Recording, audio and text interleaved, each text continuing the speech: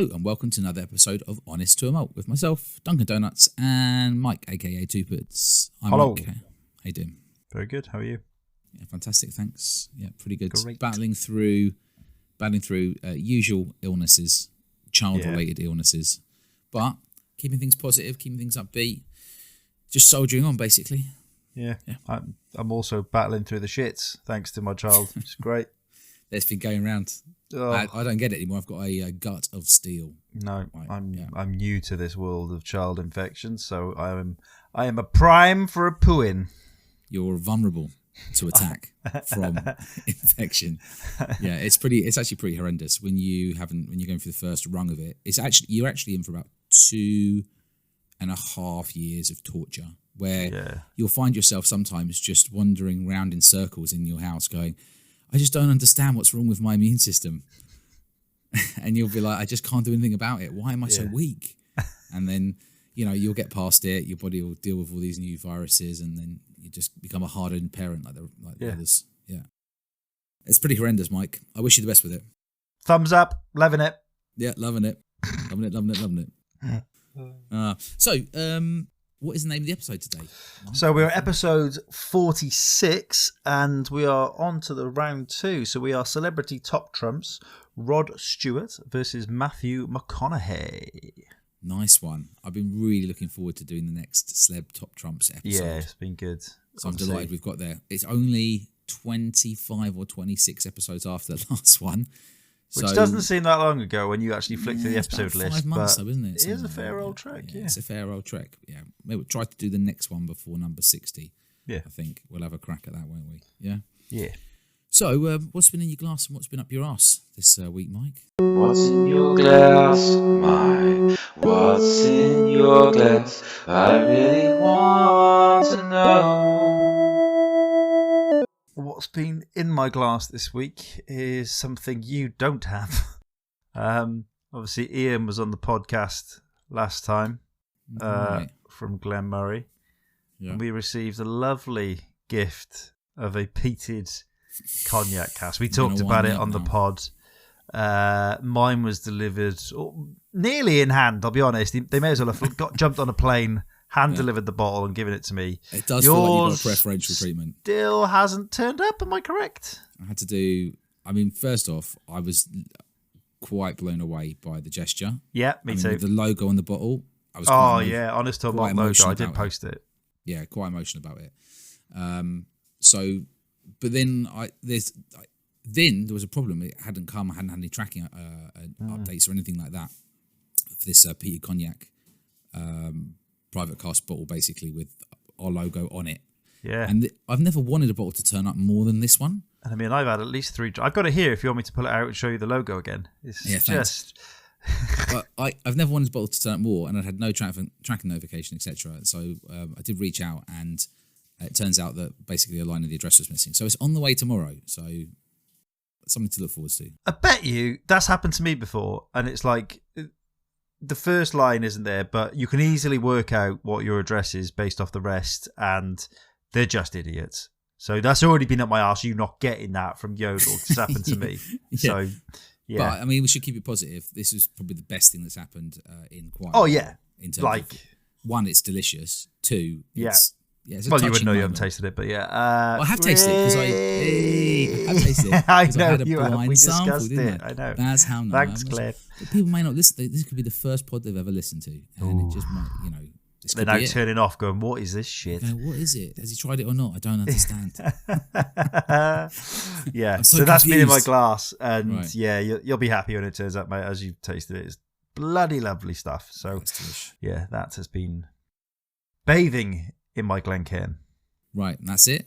That's it. That's all I've drunk this week. Very light, busy with work. So healthy?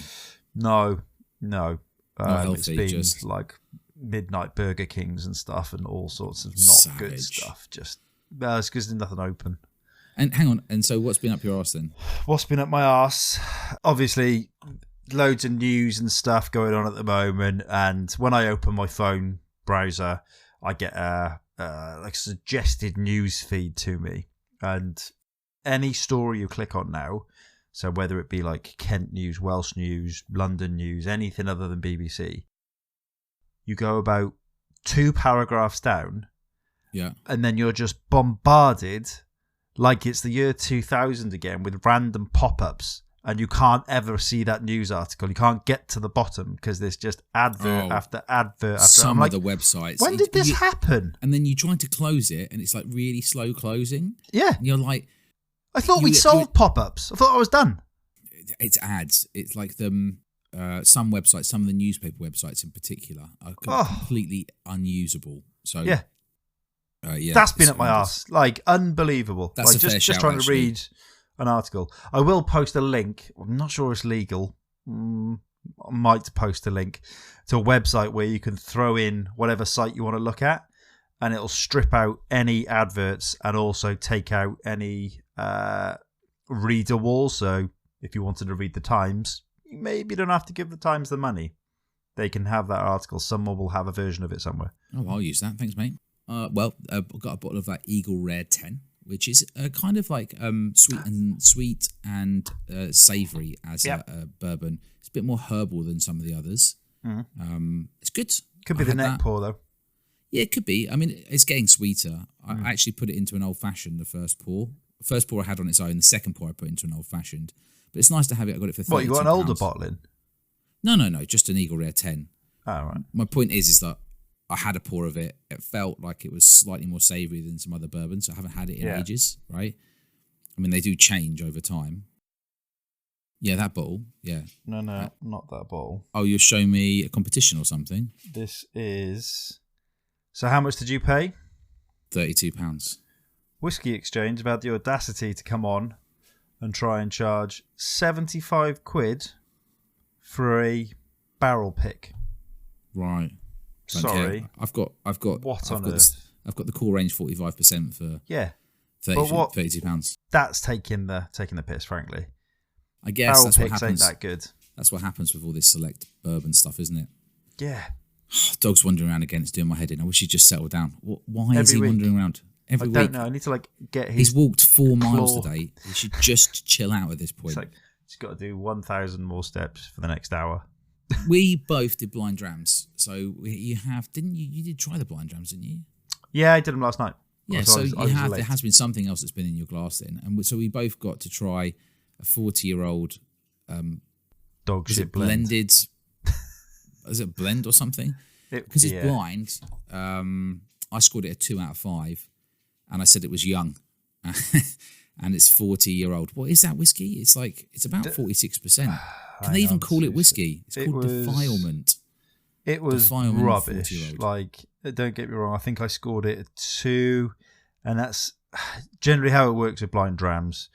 I think you're always a bit more forgiving, should we say, with your first couple of scores because you're fresh, and your scores tend to get better towards the end. They dip in the middle weirdly. But your first one, you're generally sort of up in the air with it and a little bit nicer than they are. But yeah, it was the 40-year-old Defilement blended something whiskey. It was all blacked out on the bottle. And yeah, utter dross. I think I said... I gave it a 2 out of 5. Right. Punchy alcohol. Smelled like bourbon on the nose initially. And then... yeah, my summary. First fill bourbon cask, young, no clue where it's from, 46% ABV, 2 out of 5. I think I gave it a 2 as well. Wouldn't buy it. It was fairly fruity, but there was nothing more to it than that. And you dropped the bombshell on me just before this podcast. It's how much? About £200. Oh. Yeah. So we went from that into Blind Dram 2 was the Adelphi blend for £20, and I scored that a 1 out of 5 blind. I gave that a 2, to be fair. Really I thought thin. It was all right. Yeah. Well, that was didn't do too well overall. But I think that's also because people's expectation of blind drams is that the whiskey's going to be an average of sort of 60, 70, 80 quid a bottle. Yeah. And so if you're chucking a 20 quid bottle in there, it's got to be really good. And this one, blind, just was getting hammered by people. Yeah. Yeah. Anyway, So there's been that, and also you had an arrival, the Loch Lomond 20-year-old that you got from auction, didn't you? I did indeed, yeah. So and it you was cracked English. That open and we both tried that. English oak, or finished in English oak. So it was an ex-Burbs cast, then finished in English oak. I've got to put the dog on. Sorry, Mike. He's just winding me up so much. Yeah, it's all right. Really decent dram, super fruity, like really, really fruity. And yeah, the English oak just sort of added a new element to it. It was like kind of European oak spice. So what I mean by that, normally when you get European oak with a whiskey, it's super spicy, not necessarily like sweet spice, like really sort of like dark gingery spice. So that's what you get with the European oaks. This one had a slightly different oak and was, I said, like mushroomy, so slightly umami sort of oakiness to it. And I call it like a fustiness. Fusty. But yeah, I really enjoyed that, and I was well happy with that purchase. I think I got it for 116 delivered. It's 162 in the shops. Do you want me to wind you up? Go on. I sent a link to Brian on Scotch Whisky Auctions. I sent him a link to it, not to you because you've already bought one bottle. Yeah. He picked it up for 75. Did he? Plus fees. So what's that? 80 odd. Probably 90, including delivery. So I went against the wrong person. Yeah, you went against the wrong. Yeah. R.I.P. How? I mean, it's still I love how you were so happy thinking I was going to react badly to that. It's a bargain either way.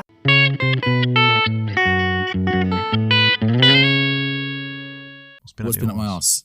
So other than the dog padding around, a lot of people now, everyone's got more dogs these days. Yeah. So these are two classics from me. Lockdown dogs. Lockdown dogs. So everyone's got, and people don't pick up their dog's mess, which really winds me. But when we're walking around, I can see it and I just avoid it. But Leo walks so close to it. He wants a bit of it, doesn't he? It's like he wants to wee on it or sniff it. It's like he wants to get close to the flame. No, he doesn't. He's interested in wee. Dogs are not interested in other dogs' poo. No, but they'll wee on poo to mark it up. Maybe as he theirs. never sniffs dog poo. He's never ever done that. It's just that I don't want him to accidentally stand in it.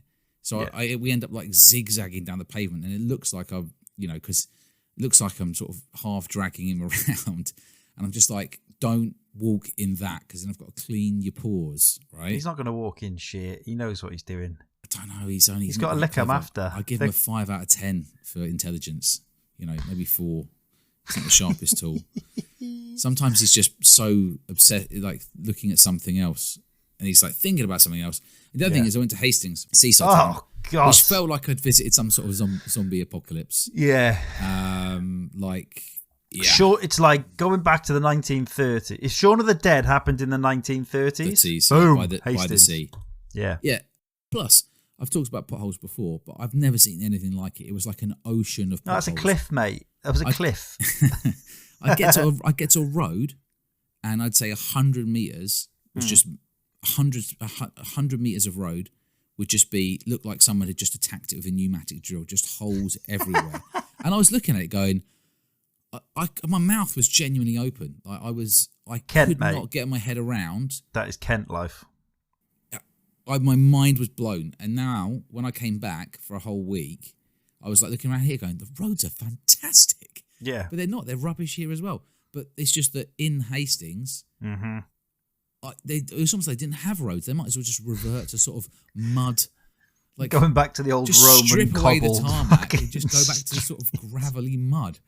I did see someone post that on social media the other day, and it was like in Glasgow, and probably like 5 meters of tarmac had been removed, it just come away, and underneath is the thousands of years old Roman road, and it's still there, still solid. Still solid. And the Glasgow tarmac's been there about 4 months, and it's gone.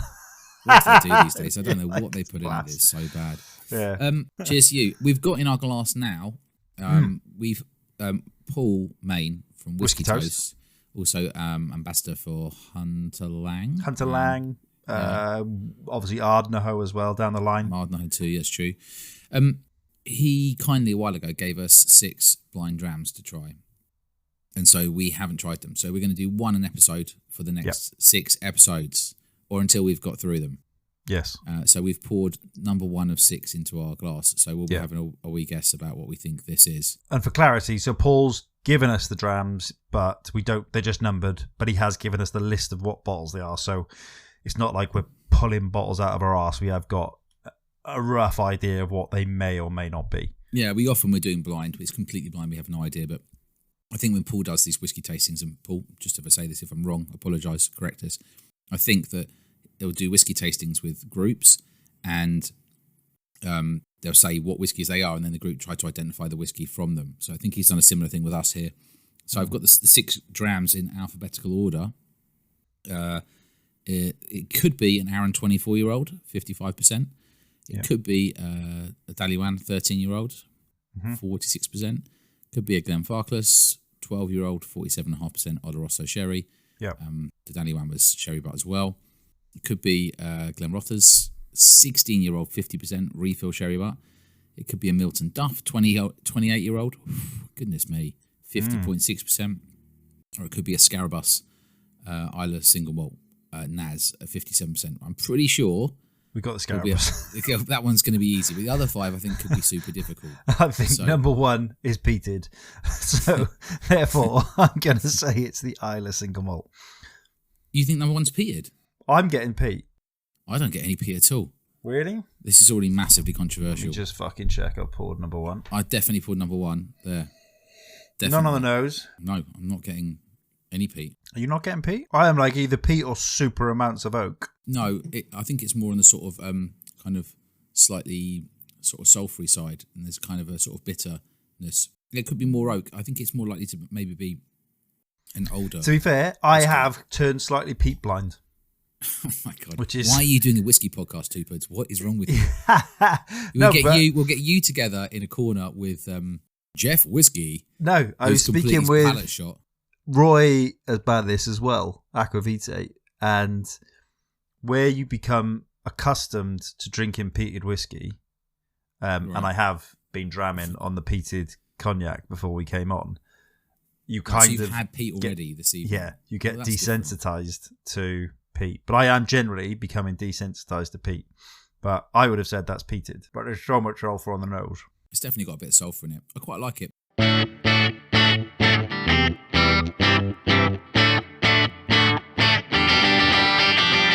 Couple of listener stories. You said yes. I do one, you do one?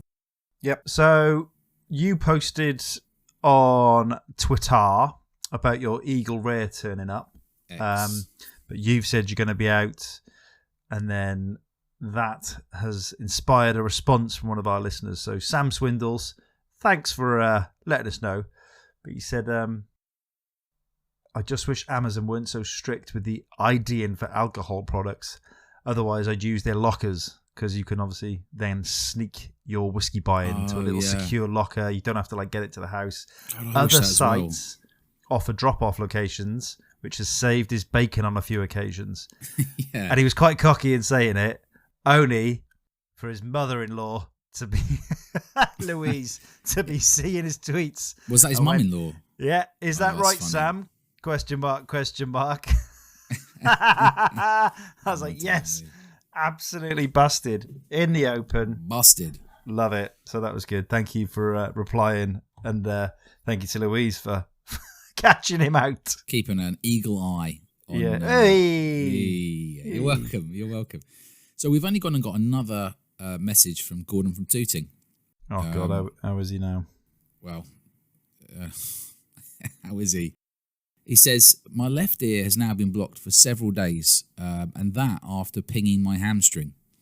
I wouldn't mind, but it means I'm now constantly turning around to hear people. And this is exacerbated as I currently have a neck brace on, which was caused when I was listening to episode 38 about two-person parties. The only change I made to my diet recently was a few drams of Eagle Rare 10. Is it a coincidence that ear, leg, ear is an anagram of that? I'm now worried I'll lose hearing in my right ear too. It's Gordon from Tooting there. It's a serious concern. It is a well-known condition that acronyms can cause. Acronyms of your favourite whiskey can cause, it's too true. Well, all I can say, Gordon, is we appreciate you buying the whiskey that we talk about. But sorry that it's given you so many problems in the last couple of weeks. Yeah, all I can suggest is going out and getting a bottle of Penderyn Legend. It might just restore your faith in yourself and everything else in your Mike's body. got one he can sell you for 1,500 quid. Yeah. Thank you, Bryn Tevrel. Bryn Tevrel, eh? Is he an opera singer or something? Some sort of baritone He is an opera singer, yeah. So that was mental. I don't understand that one still. I might take bottles that I've got and just put some gaudy gold label on the front and then just spray paint the rest of the bottle, sort of a... Oh, no, it's not even spray painted. Red. It is a thick velvet bottle. So that red is actually velvet with the gold plaque. I don't think it's real gold. It might need to be to justify the price. It should be for the price these days. Because it went for like £1,600 and it's just a 43% ex-burbs, nothing special whatsoever. Yeah, bottling that I picked up for like 50 quid. I'm now on a mission. When I popped around Mike's last week, and I just started picking up random bottles from the shelf. And then I was about to twist the top of one, and Mike went to me, "Oh no, that's whatever it is, some sort of special 70s edition or something." To be fair, I wouldn't have actually cared that much. It was a Johnny Walker, like 70s or 80s Johnny Walker. If 12. I can find that bottle of Penderyn, I'll be pulling the cork out.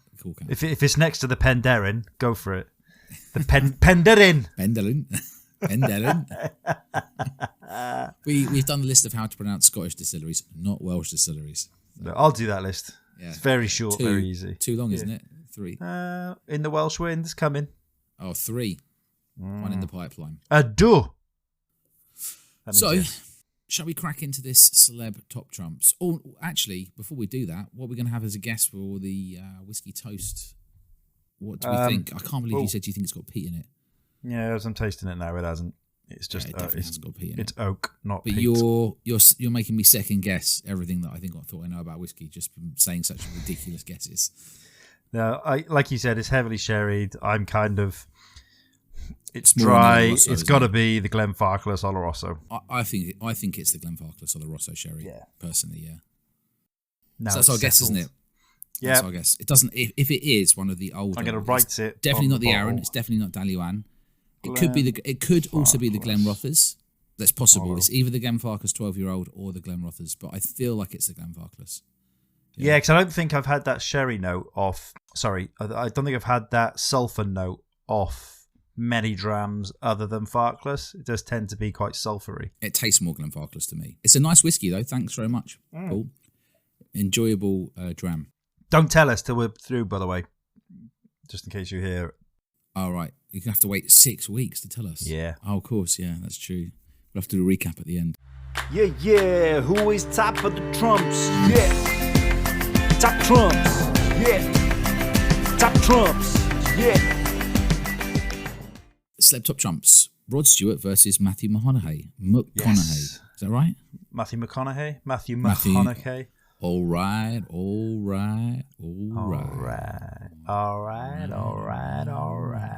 So good. Legend. Just straight off the top, Rod Stewart famous for singing, crooning. Yep. Matthew famous for acting. And they're both equally famous for shagging. Both done a lot of other stuff as well. Yeah. Currently, Rod lives in Essex. Sorry, Essex! Sir. Hang on. I was going to say Sir Rod Stewart. Thank you. Apologies. Sir Rod Stewart lives in Essex. He is 79 years old. And he's 79th in line for the throne. I believe that's how it works. So. Yeah, he should be in line for the throne. He'd make a much better king. And he's 1.78 centimeters tall. It's 1. Yeah. Sub 2. He's 1.78 meters tall, right? Yeah. What I'm going to say, one, he's not like, if it doesn't fit in your pocket, but I'm questioning that 1.78 because there's a picture of him with Penny Lancaster, who is 1.85 meters. And there is not 7 centimeters difference there. That is a good foot minimum. I think I heard a story, Rod actually telling the story about how he chatted up Penny Lancaster. I think it might be because he's had a few wives, or certainly he's on maybe more than 2, maybe it could be 3rd. No idea. Not closely following Rod Stewart's marital life, Sir Rod Stewart's marital life. But I'm pretty sure that he said, someone asked him about chat lines. He said, I just asked them what's in their handbag. He's like, hey, what's in your handbag? And that's it. That was his in. Sometimes it's so simple, and there's all these people struggling through life, getting swiped X amount of times on Tinder. Just show an interest in the person. I'd heard that they'd met years ago, in like the 1980s, during a TV advert. Well, possibly. And Rod Stewart was that kid that jumped on the yellow pages to give her a kiss. Right. I mean, I'm sure that's also possible, but apparently it was something to do with asking what was in her handbag. What do you think he went? What have you got in that handbag? What a line. Cash. Yeah, cash. Cash and lippy. Could be whiskey samples these days. Modern lady could be carrying whiskey samples around with them. And Matthew McConaughey is 1.82 meters tall. Thought he was taller than that. Good height. 54 years old. You guessed older than that, didn't you, Mike? You said you thought he was 58. Doesn't look 58, to be fair, but maybe it's just because he's been seen a recent photo of him? No, the internet just brings up photos. I haven't asked for a photo from this week. Get a recent one. I reckon he's looking 58. Text him. No offence, Matthew. If you reply to this or retweet anything, I'll edit this bit out. Oh, he's a legend, though, isn't he? I mean, they both are in their own right. So he lives in Texas. Apparently, he moved from California, so he now lives in Texas, which is much more bourbon territory, isn't it? Right? Yeah. 100%. Well, cowboy hats and... I mean, I don't think so. I think America is bourbon. Doesn't really matter where it is. Liberal California, they'll be drinking all kinds of wacky... they'll be drinking... Organic apple juice strained through a ferret's They'll be on the sock. Whatever the latest trendy spirit is these days, whereas in Texas, they'll be like, I think it's whiskey. We drink whiskey. Yeah. I know. I think the latest trendy one is whiskey. Oh, that is it? Yeah. No, they're saying that whiskey sales are going to be... mezcal and a couple of other drinks are really on the rise in countries like America, and there's a sort of not a decline in whiskey, but there's just the other drinks categories are picking up more steam, basically. Maybe not in England, but yeah, America apparently. America. So categories. Last time we did this, categories. It was Sam Hewen versus Jensen Button, JB. This time. So we're going to go with the same categories, aren't we? Right. Yes. So the format for people listening is we run through some categories which are going to be height. No, not height. I've done that. Awards. Fitness. Are we doing fitness? Followers. Yeah. Blue Steel, which is posing. Bottle design, because they both have celebrity whiskies. Yes. Price. And then obviously we're going to blind taste some whiskies to see if we can pick out the whiskey and see which one we think is the winner of the pool of whiskies. And we've got Wolfies, which is the Sir Rod Stewart's whiskey, alongside Cutty Sark and Queen Margot. Queen Margot, which was the Lidl blend. I think it cost about 13 quid. Yeah. That was based on a recommendation from Ralphie a little while back. He said it's a really good base for making your own blends from it. It's quite easy to improve and boost that ABV. Yeah. But they're all 40%. And then we've got Longbranch in a pool of 2 versus Eagle Rare 10. Yes. Yeah. Which should be easier for you because you've drunk way more Eagle Rare 10 than I have. But yeah. So we'll see, right? Yeah. So where should we start? Should we start with... It's got to be awards, hasn't it? Yeah, go on then. So you did a bit of research, did you? Well, I think we've both done a bit of research, but both have got a good number of accolades. Yeah, they both won loads. But what are the ones that matter, Mike? So the ones that stood out to me. So Sir Rod Stewart, as all celebrities should have, has got their Hollywood Walk of Fame star. Oh, I didn't find that one out. Yeah, he was granted the star back in 2008, I believe, or 2008, right. 2004. Anyway, he was given that. McConaughey was later. He's also got a star, but McConaughey's kind of got a few years on him in terms of like leeway. Rod Stewart's been around for a fair bit, so probably could have got that Hollywood star a little bit sooner. That's very critical of you, but okay. Well, how many Hollywood stars have you got, Mike? 6. 6. Yeah, just the ones you can print and take home. Yeah. Every Vegas trip. Yeah. Not picking up on that. LA. I was seeing if you went. Okay. Hollywood. Yeah, go on. So in terms of actual awards for work, I sort of just rolled through because there's a few really cool ones. So Sir Rod Stewart has to be one of the few people with 2 entries in the Rock and Roll Hall of Fame. Yeah. 1 solo and 1 with Faces. Yeah. That's class, like to actually be in there twice. Yeah. So I say, ooh la la, Rod Stewart, very well done. He's also sold over 100 million records. He's in the top 50 for all-time record sales. Only just got his first number 1 though, on his record with Jules Holland recently. Forget about first that. number 1. But forget about that. Top 50 all-time for record sales. Yeah, I know, but That's crazy. didn't have a number 1 until recently. Did you? So. I also noticed that he's won a Grammy, he's won a Brit, and he's won an Ivor Novello. Yes. Plus, he has CBE and is Sir Rod Stewart there. Thus, he has been knighted. He is a knight of the realm. He is. So he's won a fair bit, plus a Hollywood star, plus the 2 entries into Rock and Roll Hall of Fame. It's pretty cool. You would say, and the award for top user of hairspray as well. Let's not forget that. He's doing all right. His silly award, as I've written down silly next to it. According to Rod Stewart, James Brown called him music's best white blues singer in 2006. But that's his own claim. So I could also say that he said I was the second best and no one was there to hear it. Yeah. I don't know if that's true. James Brown, 2005, James Brown said that I was the best of the 2 Honest to Malt podcasters. Before the podcast even came out. Guy was a future. He was looking into the future. Yeah. I mean, to put a bit of clarity on it, I saw James Brown in 2002. Did you?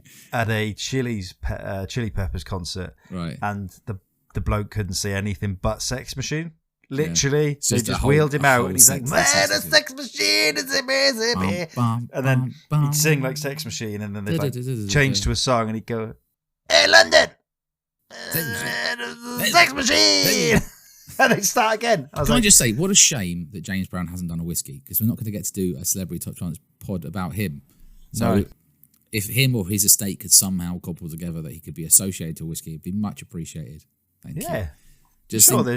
I very much doubt there's any money makers from the looking to gain from the death of his estate at all. Definitely no one would be interested in that. No. Of course not. So, awards for Matthew McConaughey. So, Academy Award, Best Actor, 2014. 2 Academy Awards. 2? Yeah, he got 2. He got one in 2014, one in 2015. What was the one in 15? Oh, no, maybe he got 1 of those, but 2 Golden Globes. Yeah. Yeah, sorry about that. So, he got 1 Academy Award in 2014. No, I think he did. I think he got 2. 1 for Dallas Buyers Club and 1 for True Detective. Going back. Checking. But anyway. A few moments later. Matthew McConaughey has 1 Academy Award in 2014 for Best Actor for Dallas Buyers Club. He also got a Golden Globe in the same year for the same film. He has an absolute plethora of awards from MTV Movie Awards. What else he had? The Russian National Movie Awards, obviously. He's won that 1, 2, 3, 4, 5 times. Very popular in Russia for some reason. And for who cares about awards in Russia? For Rod, we're saying the top level awards. So if we look at Rod Stewart's top level awards, Grammy, Brit, Ivor Novello, Rock and Roll Hall of Fame twice, Hollywood star, knighted, CBE. If you look at Matthew McConaughey's like top level awards, if he was like introducing himself at a cocktail party, he's like, I'm kind of a big deal. I've got this. He would say 2 Golden Globes, 1 Oscar, 1 Hollywood star. What else? What else are you putting in that kind of category? The Teen Choice Awards. Teen Choice Awards? Movie Lip Lock Award. He got the best kiss with Case Hudson in 2003. Look, that's a lovely... I reckon he'd lead with that. He'd lead with that. I'm sure he would if he was joking, but if he was really introducing himself.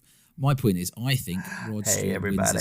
Hey. I see that girl over there. All right. I've locked lips with that girl. That's Kate Hudson right there. All right. What is it he says in Wolf of Wall Street when they're sitting down having the meal? Yeah. Boom. Oh. Yeah. But he says something like it's twice a day. That's amateur level. Oh, it's about wanking in toilets, isn't it? Yeah, that's it. That's amateur level. Amateur. You need to get that. You need to get that Get your count numbers up. You need to get your numbers up. It's rookie numbers. Yeah. Anyway, he's actually very famous. I feel like Matthew McConaughey has been in more romantic comedies than I've had hot meals. That guy was like, he was in rom-coms. Yep. Seemingly every single rom-com for a period of his life and my life. And it was him. And there's another guy, another actor was in almost every romantic comedy. I'll try to remember his name. I feel like it's the guy that was in that drug cartel series on Netflix, Ozark. He was in a lot of rom-coms as well for a part, but not as many as Matthew McConaughey. But sometimes these actors just get in a lane and that's it. But Matthew has broken out of that lane and he's able to talk about rookie numbers during the day in films such as Wolf of Wall Street. Right? Yeah. I'd love to go into a bar anywhere or have a lunch somewhere and then just tell them that you want another whiskey bought every 15 minutes until you pass out. Fucking class. I'll have an old fashioned. We'll have 2 old fashions every 15 minutes until we pass out. God bless the 80s. Yeah. So I feel like Rod Stewart wins that category of awards. I think he does. I think he does comfortably. Just on sheer numbers, yeah. I don't think the Russian movie awards quite hold as much gravitas. Yeah. And I don't think Matthew would have a problem with Sir Rod Stewart taking that crown. I hope not. Seems like a lovely fella. I feel like Matthew's probably got more to come. He's at that kind of peak level, mid-50s. He's probably got another 5 years of top level movies. Do you reckon he's like hoping Woody Harrelson dies? Because I feel like he'd be a natural slip into any movie Woody Harrelson could do. He's just like, boom, all right, that's me. What I will say about Woody Harrelson is if we wanted to try to meet any Hollywood actor who's actually does stuff in London, who also loves his whiskey, it'd be Woody Harrelson. The guy loves his whiskey. Does he? Yeah, big whiskey fan, like huge. Yeah. Oh, well, maybe I won't wish death on him. Not that I was. Please don't, because it would be nice to meet him. Yeah. Love you, Woody. So, next category. Should we move on and do fitness? Yeah. Well, I'm just going to say, I feel like Rod's got this one comfortably in the bag. So I watched this clip of Matthew McConaughey talking about how he just squeezes press-ups in during the day. And I thought that was quite inspiring. And I've actually tried that and it works. He's like, I just get to meetings boring. I just get down to 20 push-ups. Are you trying to say you've got the same physique as Matthew McConaughey? Definitely not. What I'm trying to say is this is a guy that has a fitness ethos. Like he just bangs out 200 push-ups a day, just in between doing stuff, and then goes for a run occasionally. And that's what he sort of described as his fitness routine in that video that I watched. Whether that's still the case, don't know.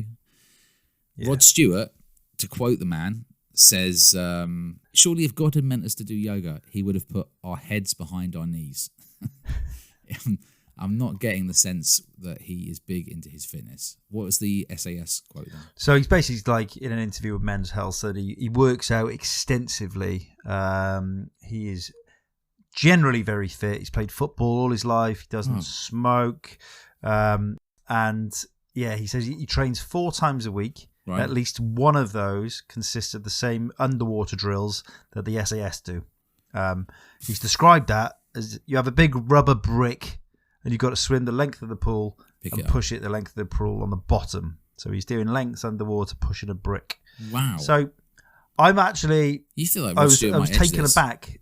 Yeah, I don't know. I mean, I don't know McConaughey's working schedule, but slipping in the odd press-up is... I don't know. I feel like Rod Stewart's going to live forever and he could probably take on people in a fight. And didn't he punch a reporter once or something? It wouldn't surprise me. Yeah, Sir Rod Stewart punched a reporter. Easy there. Yeah. Well, I can't... maybe we're doing Matthew McConaughey down now. He says he's a busy father of 3, but he makes time to work out even at home. A typical workout consists of pull-ups, sprints in the backyard, free weights, that kind of stuff. He likes mountain biking and surfing. I can totally picture him surfing. He looks like a guy who surfs. So it's hard to say, but I have to say, based on his age and just the fact that he's a right laugh, I sort of feel like Rod Stewart might edge the fitness thing. I mean, if he really pushes a brick along the bottom of a swimming pool, that's pretty hardcore. But I'm also picturing Father Jack or Father Ted with a brick on a string, and it's like attached to his swimming shorts, and it might be a slight exaggeration of the truth. Do you think so? Could be embellished. Could be the the James Brown quote all over again. I mean, I'm saying Matthew McConaughey would physically kick the smoke out of an old British man. what happens if Rod So was for me- 54 as well, though? Matthew McConaughey got him on height, got him on build, taking him out. I feel like Rod would have. I feel like Rod would be dirtier. Like Sir Rod would be dirtier. I feel like he would. I think Rod would be happier to glass you. He's going to wrap a bottle of Wolfies around your head. Do you reckon? So I'm going to kick off. All right, we'll give it to Matthew then. Fair enough. I think it's 1-1. All right, 1-1. Followers, we can do this one pretty quickly. Oof, yeah. So that's an easy victory. Yeah, it's a bit of a landslide. So Matthew McConaughey rocking in on Twitter /X at 3 million and Instagram at 9.5 million. Just 9.5 million. Yeah. Rod Stewart, Twitter /X 532,000 and Instagram 1.4 million. So what I would say, what's his MySpace? Because I reckon Rod Stewart's smashing the MySpace. And aren't either of them on Blue Sky? Because I feel like they should win if they're on Blue Sky, just for being so forward thinking. Yeah. You know. How many things have they bought on Facebook Marketplace? That's what I want to know. Are they buying? Are they buying secondhand stuff on Facebook Marketplace? What's his Uber? I want to know the Uber ratings. Have either one of them sold their barely used slippers on Facebook Marketplace to somebody rather than just chucking them away? Then I'm calling that a 2-1. 2-1 to Matthew. To Matthew. So we've got on to Blue Steel then. Yes. So Blue Steel / Shreksiness. Shreksiness indeed. Now, this is a difficult one. I feel like for posing, it's Matthew, but for Shreksiness overall, that pure magnetic rock and rollness, it would be Sir Rod Stewart. So should we have them as two categories? I don't know, because like you look at you look at him recently. But let me explain it to you like this, right? So I feel like when I look at Sir Rod Stewart, what happens to you when you look at Rod Stewart?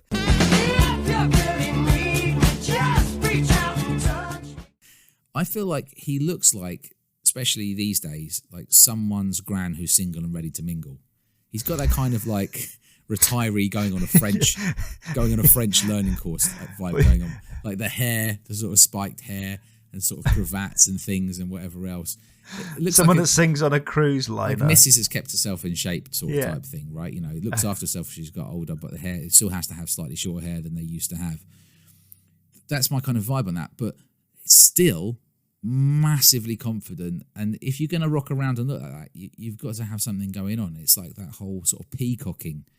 I don't think he's ever had that blue steel though. You look back at his historic pictures. Some of his younger pictures. But Matthew is born model. I know you want the goodies. Welcome to the goodie room. Born model. He loves doing that serious Blue Steel Zoolander pose for the camera. Matthew is a beautiful man. I would give Shreksiness to Rod, and I would give Blue Steel to Matthew. Fine. Still 3-2 to Matthew after that. The other thing is, Matthew McConaughey is very hard to spell. If you had to write it down.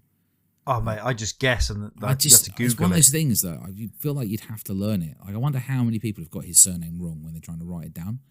Like, it's very difficult. I just like the fact that he wears a burnt orange suit in his Facebook profile picture. Does he? That's pretty cool. Yeah, with the at the Texas Stadium, the Longhorns.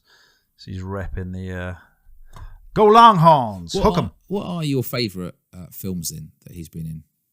I mean, I'll kick one off. I thought Interstellar was incredible. Loved it.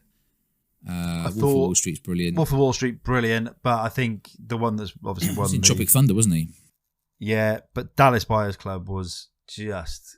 I don't think I've seen Dallas Buyers Club. That's when he won the Academy Award for. Really good movie. Yeah, it's pretty thought-provoking. Good acting. Yeah, good story. All round, good. I would say that's probably his. But if you go back, his best films have definitely been recently. Like The Gentleman was amazing. He was brilliant in that. Have you seen The Gentleman? No, I don't think I have. You've got to watch that. It's incredible. It's got Hugh Grant in it as well. It's like Guy Ritchie. Is it not a Guy Ritchie film, The Gentleman? Is that brand new? Yeah, it's pretty new. Well, it's not brand new, but I mean 2009. Oh, I know it. Okay, 2019. Yeah, it is Guy Ritchie. I'm right. It's Guy Ritchie. Yeah. Okay. Yeah, you should totally watch that. Top recommend. Hilarious. So whereas The Dark Tower, I wasn't that was okay. That was 2017. I watched that. But Interstellar, Wolf of Wall Street, Dallas Buyers Club, Gentlemen, Magic Mike for the ladies. Yeah, The Boss. Tropic Thunder was pretty funny, and I'm sure there's been some other good films, maybe like Dazed and Confused. Yeah, Dazed and Confused. That was his first film, I think. That's where the all right comes from, isn't it? Yeah. But what about Rod Stewart's best songs? I'm Sailing, Wake Up Maggie. Didn't he do the first Close to the Deepest? But that was actually a cover, really. That's not. It's not his. Do you think I'm sexy? What a tune. Do you think I'm sexy is the massive one? But yeah, he is like the cover god, isn't he? He's done a fair few covers. He's sort of got. They've both got 3, 4, 5 classics, haven't they? Yeah. Yeah. You know, like really well-known songs or movies, films if you're English, movies They're if you're both American. Intrinsic to family viewing or listening. Like everyone in your household. Well, the rom-com stuff, definitely. I mean, my Matthew McConaughey film. Everyone will know a Rod Stewart song. It's like a birthright. It's a given. You will know, or you'll be taught one of these when the time is right. You will if it's karaoke, Rod Stewart, for sure. Plus, if you're out at the football or something, and everyone starts singing, or rugby. So bottle design. We have to talk about bottle design. So it's Wolfies. Wolfie. We should say here as well. But yeah. Loch Lomond kindly sent us a bottle of Wolfies Big Gary, so we could Gary Mills, thank you, so that we could do this. We're also going to be getting people to try Wolfies and collecting your thoughts. So if you're interested, involved in doing that, if you want a Wolfie sample, reach out to us.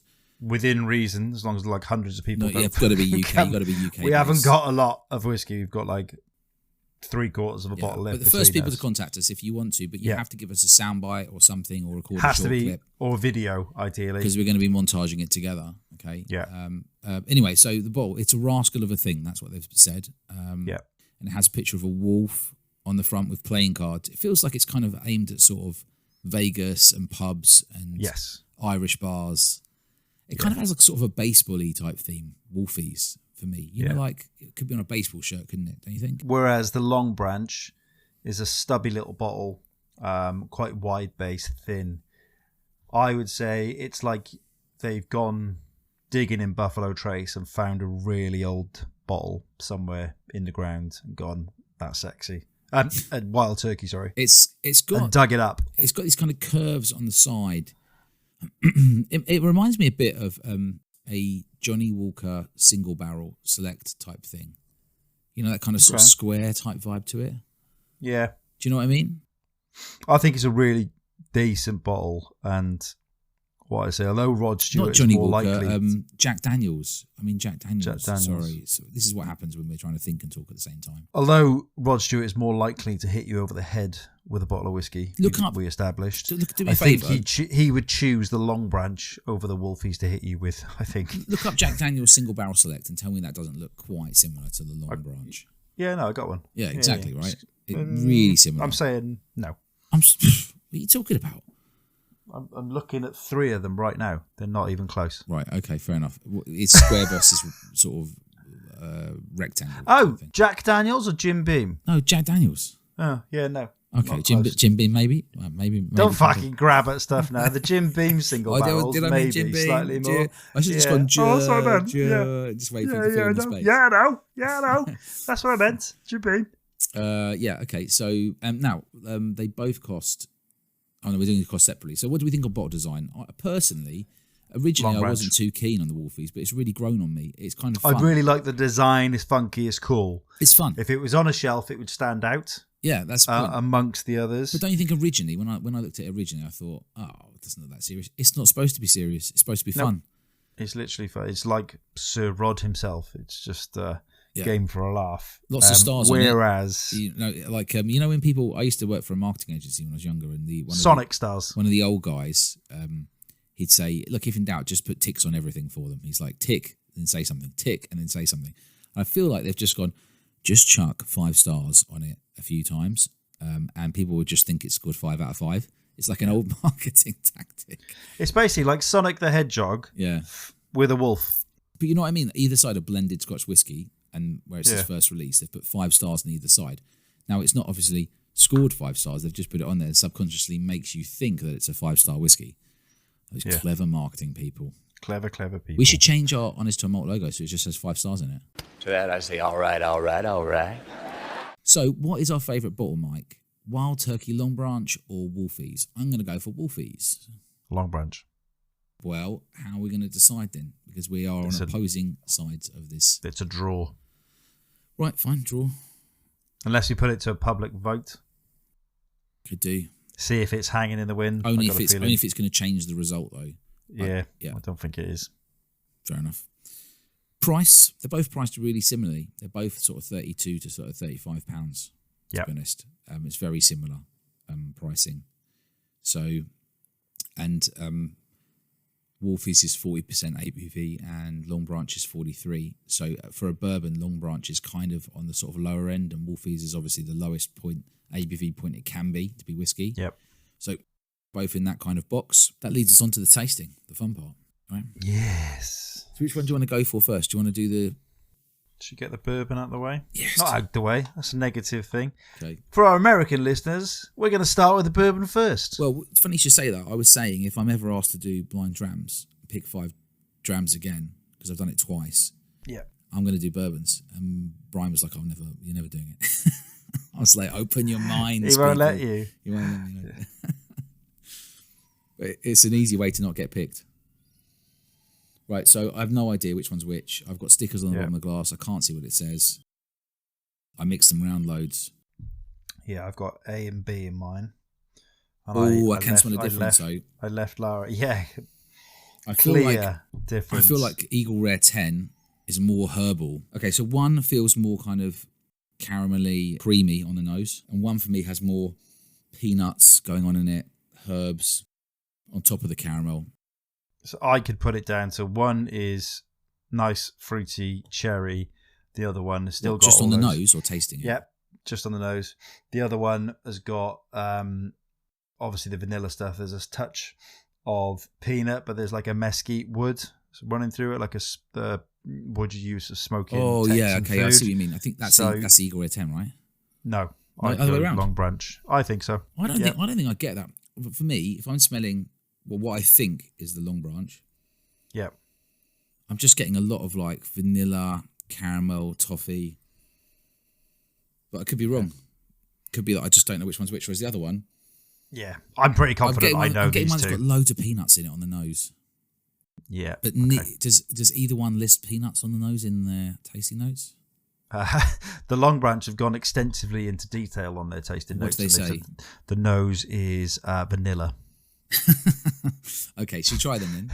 Yes. So I'm going to dive into my A, rich, super oaky, sweet. This is Eagle Rare. And my B. Oh, do you know what? The nose that I prefer is the one in my left hand. And the palate too, I think. I think the one in my right hand feels slightly more alcoholic. Like it doesn't feel as smooth, doesn't feel as refined. And that's the one where I'm getting more kind of like peanut brittle and vanilla. That's kind of it, really. Yeah, like vanilla and peanut brittle. Maybe a hint of like caramel and taste.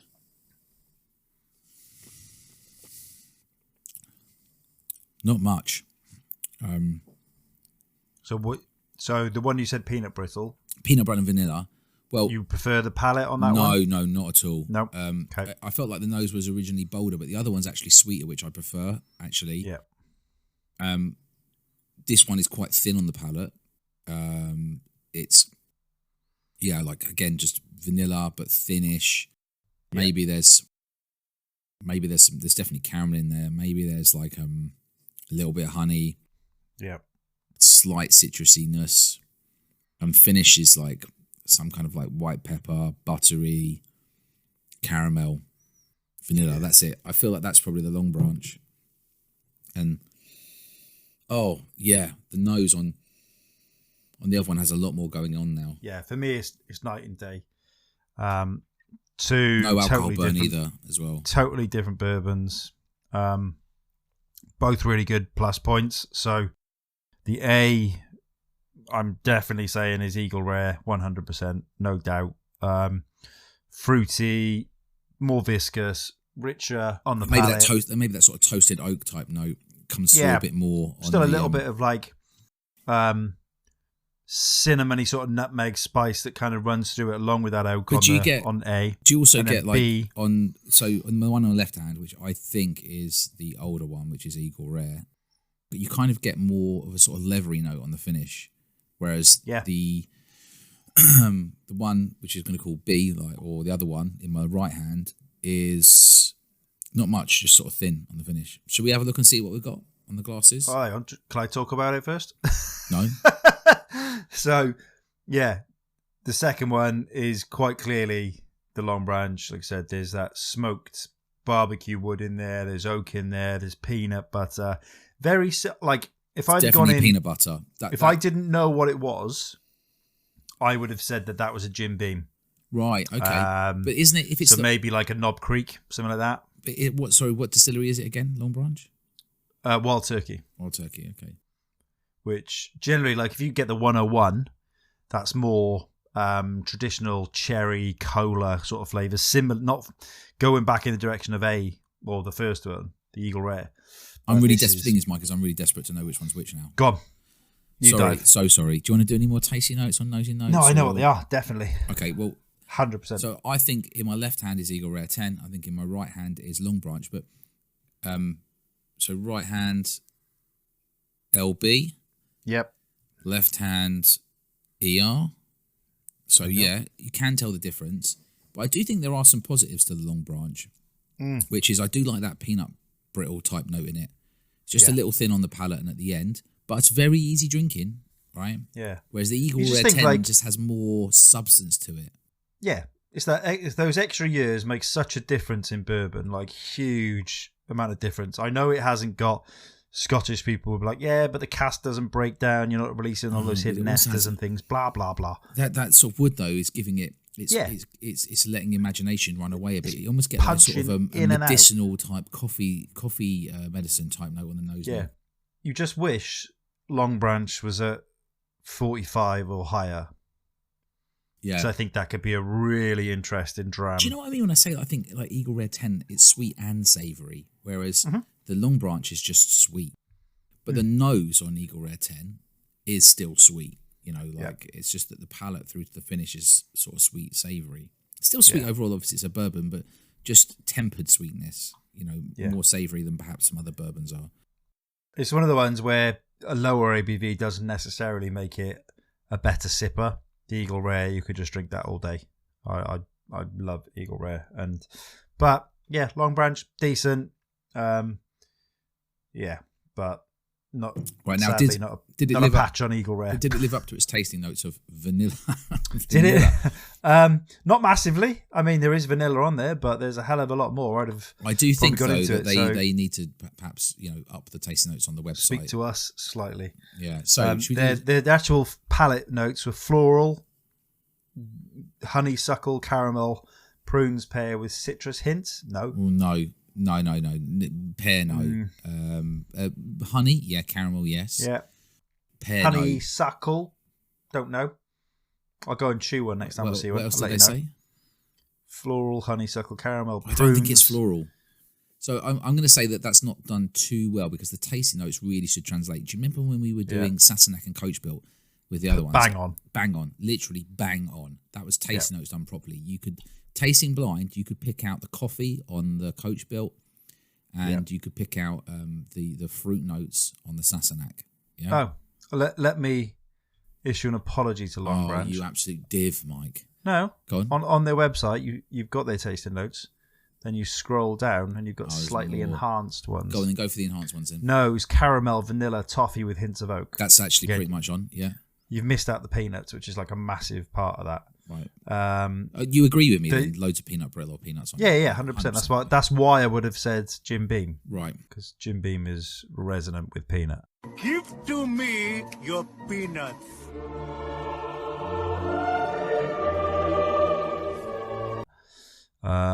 Taste. A sweet bouquet up front with subtle notes of nutmeg and toffee, which, yeah.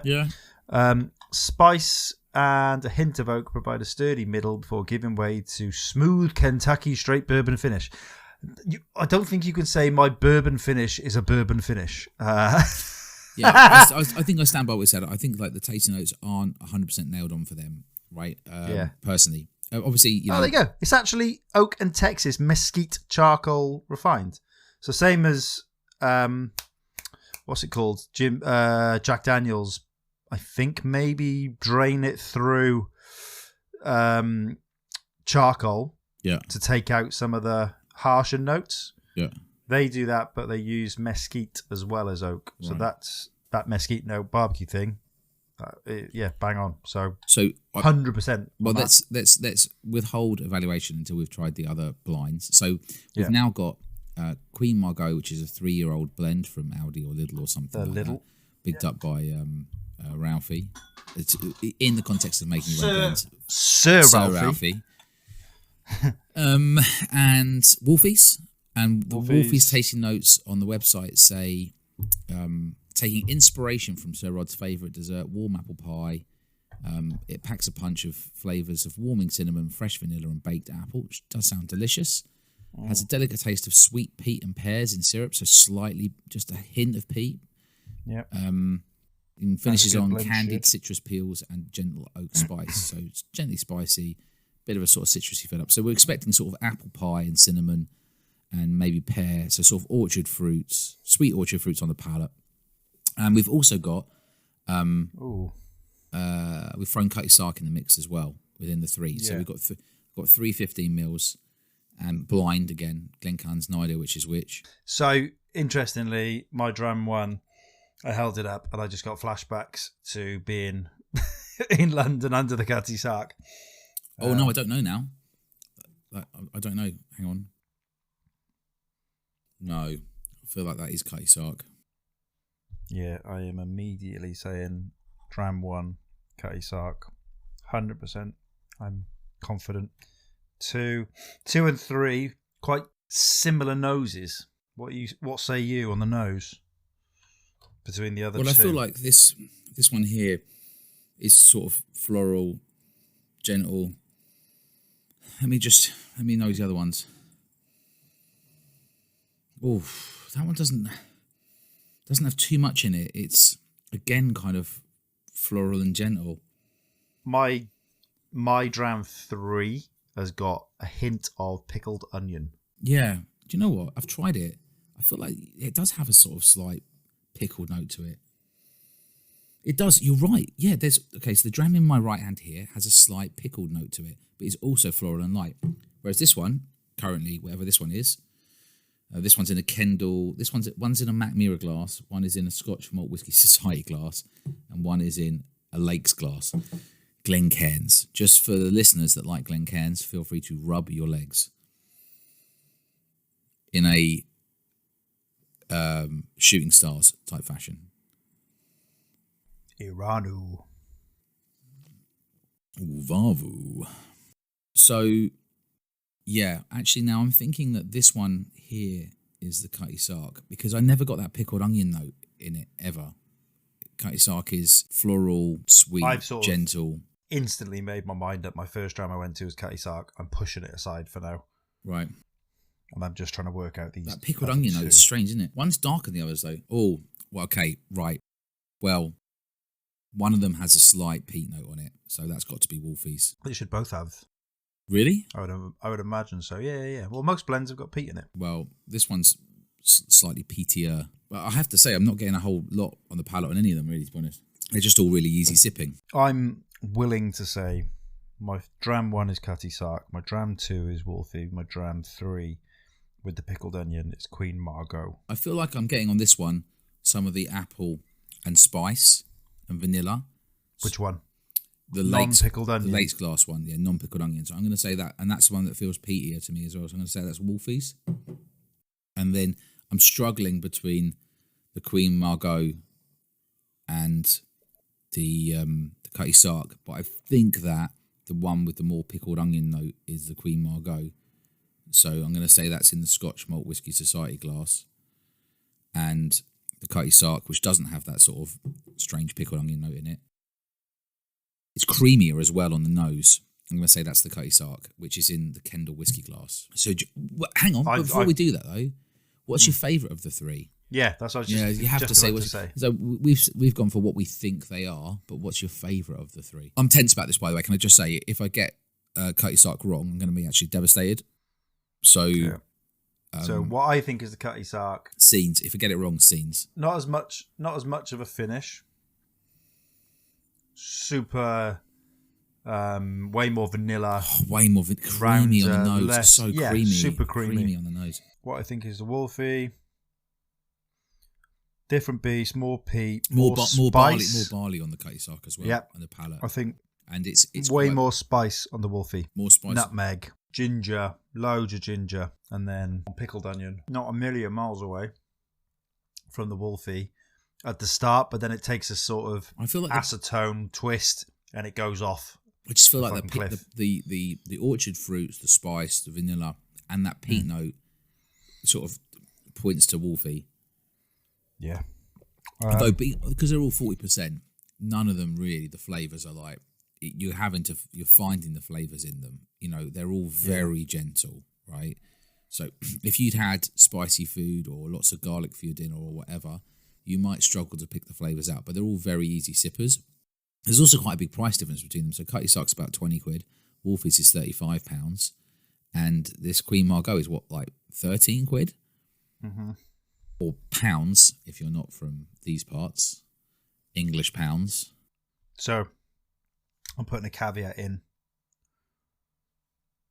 Summer, Cutty Sark, or Dram 1, which I think is Cutty Sark. Winter, Dram 2, which I think is Wolfie. So should we do an unveil? Dram 3, can fuck off. I really hope it's not. let's do an unveil. Hang on. And then talk Laura. about sort of favourites. You texting your missus? What are you texting her? Sweet dreams? No, she knows the answers. I don't. Oh, right. You moron. I'll wait to do my unveil. I'll wait to do my unveil then. And then I'll send a picture. Boom. 100%.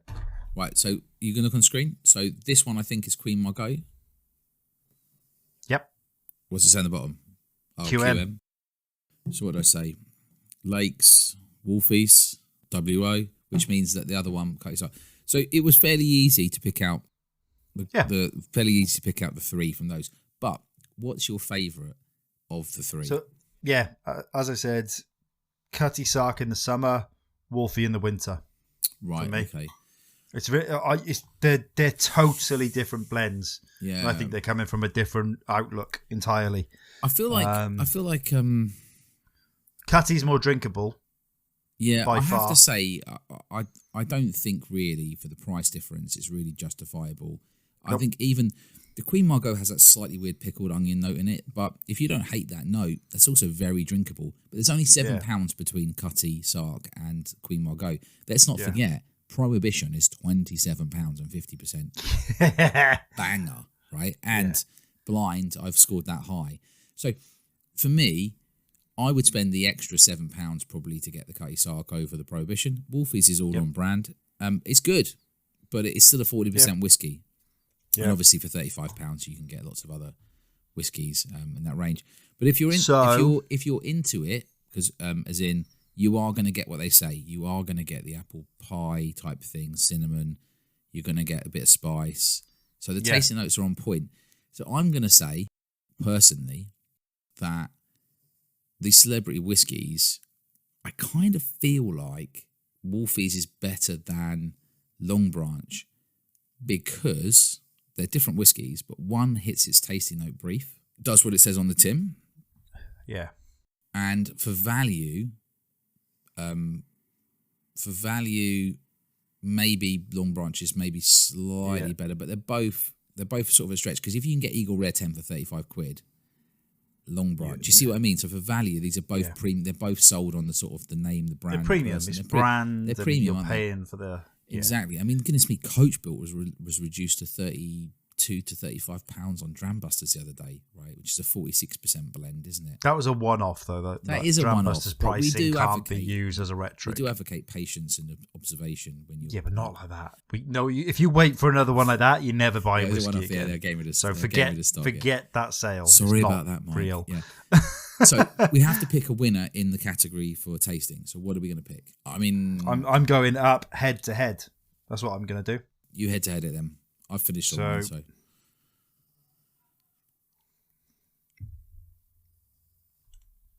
Very decent bourbon. It's a decent bourbon, isn't it? It's decent. I mean, if you choose the bourbon now, everyone's going to say that you hate Scotch, but no pressure. I do really like bourbon, so. But that's a very decent blend. It's really hard, isn't it?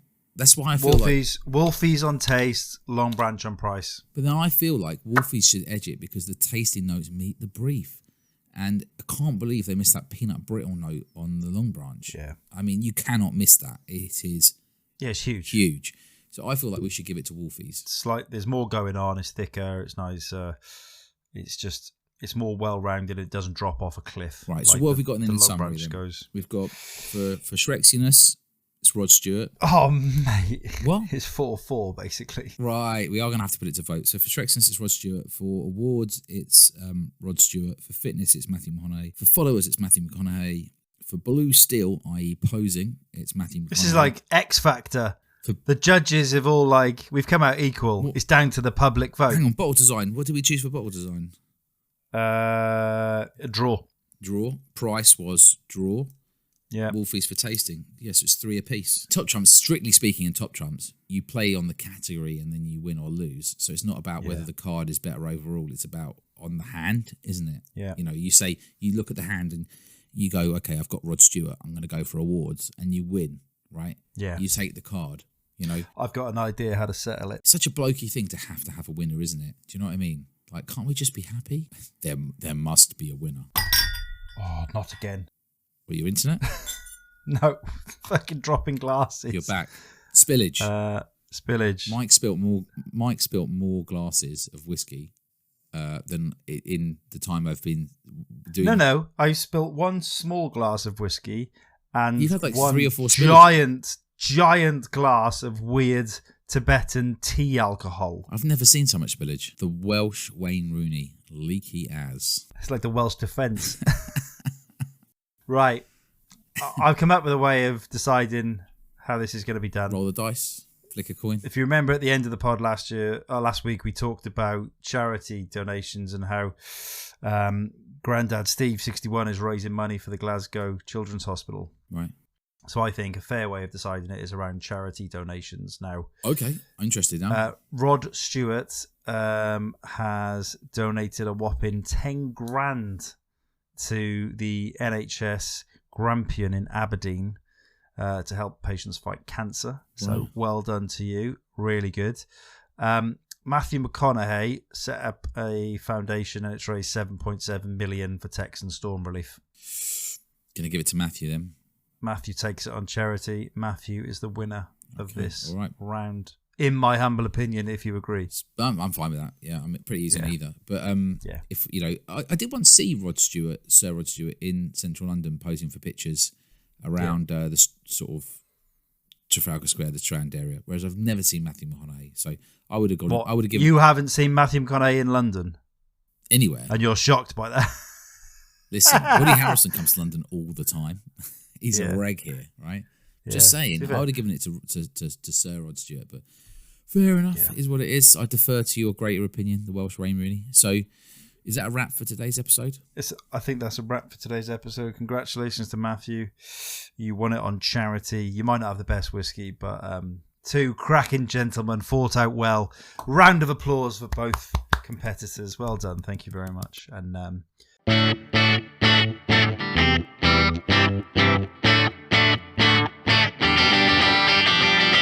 as always, thank you to everyone for listening to the podcast. If you like the podcast, Tell your friends. Word of mouth. Tell your mum. Far better. Tell your dad. Tell your tell gran. your mum, Tell blood. your mum. Tell your dad. Tell your gran. So as always, thank you for listening. Follow us on all the usual places on social media at Honest to a Malt. You can follow Duncan at Whiskey Tip, myself, Mike at Whiskey Wings, and we will catch you on the next one. Bye.